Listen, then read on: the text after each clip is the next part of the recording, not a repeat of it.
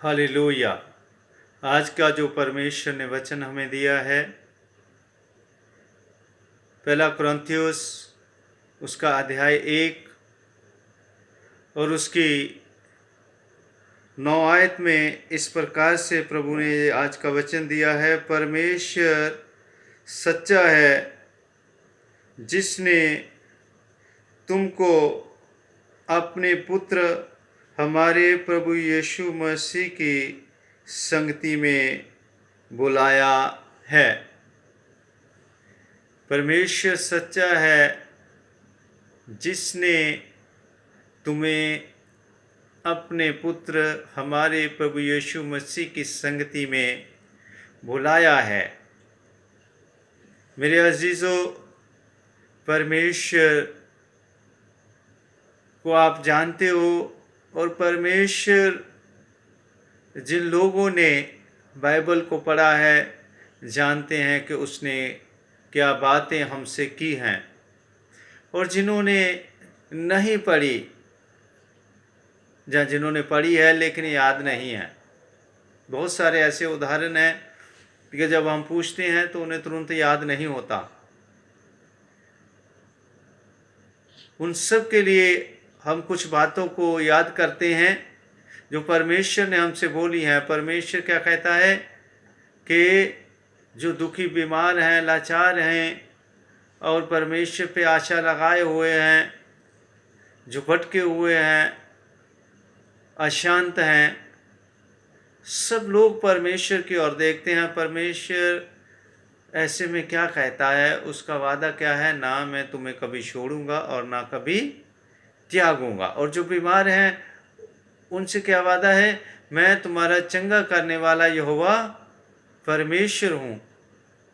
जो डरे हुए हैं उनसे प्रभु क्या कहता है, तुम्हारा मन ना घबराए। जो कमी घटी से जूझ रहे हैं उनसे प्रभु क्या कहता है कि तुम मेरे वचन, मेरे राज्य की खोज करो, मैं तुम्हें आकाश के झरोखे खोल के बरकतें दूंगा, क्योंकि मैं तुम्हारे मांगने से पहले जानता हूँ तुम्हें किन किन चीज़ों की ज़रूरत है। तो जिस जगह पे पैर रखेगा उस हर जगह को तेरे नाम कर दूंगा। तू जहाँ जाएगा मैं तेरे आगे आगे चलूँगा, और मैं तुम्हें कभी शर्मिंदा होने ना दूंगा।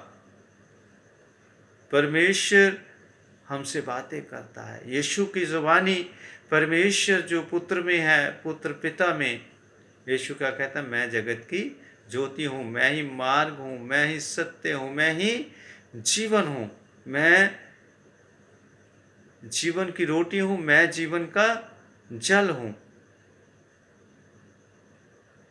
और मैं युग के अंत तक सदा तुम्हारे साथ हूँ। ये परमेश्वर के वादे हैं। और यहाँ परमेश्वर का दास पालूस लिखता है कि वो परमेश्वर जिसने अपने संग मेल मिलाप करने के लिए, जिसने तुम्हें मन फिराने के लिए, जिसने तुम्हें पापों से तौबा करने के लिए अपने बेटे प्रभु यीशु मसीह की संगति में बुलाया है। यीशु किस लिए आए, कि हम मन फिराएं और नया जीवन पाएं। नया जीवन देने के लिए जिस परमेश्वर ने तुम्हें बुलाया है वो परमेश्वर सच्चा है। इसलिए अपने मनों को फिराओ और परमेश्वर की ओर चले आओ। परमेश्वर के पास आने का बढ़िया तरीका क्या है, कि हम जहाँ एक या दो मिलके इकट्ठे होते हैं वहाँ परमेश्वर कहता है मैं हंस रोता हूँ। हम अपने परिवार में दुआ करें। परमेश्वर से मुलाकात का और क्या बढ़िया तरीका है, उसके साथ और मेल मिलाप रखने का, उसके साथ एक होने का, हम चर्च में जाएं। क्योंकि वचन बताता है कि कलीसिया मसीह की देह है। परमेश्वर के साथ एक होने का और क्या जरिया है, हम परमेश्वर के वचनों को पढ़ें और उसके मार्गों पे चलें और हरे भरे हो जाएं। क्योंकि मुबारक है वो आदमी जो परमेश्वर के मार्गों पे चलता और उसका भय मानता है, क्योंकि वो उस पेड़ के समान है जिसके पत्ते कभी मुरझाते नहीं, पर अपने समय पे फल भी लेके आता है। वो आपकी और मेरी जिंदगी में फल लाने जा रहा है। हम उसकी ओर अपने मनों को फिराएं, क्योंकि आज का वचन हमें बताता है कि परमेश्वर सच्चा है कि ऐ थक के मंदे बोझ तले दबे हुए लोगों मेरे पास आओ, मैं तुम्हें विश्राम दूंगा। आज हमें बुला रहा है कौन? जो परमेश्वर सच्चा है।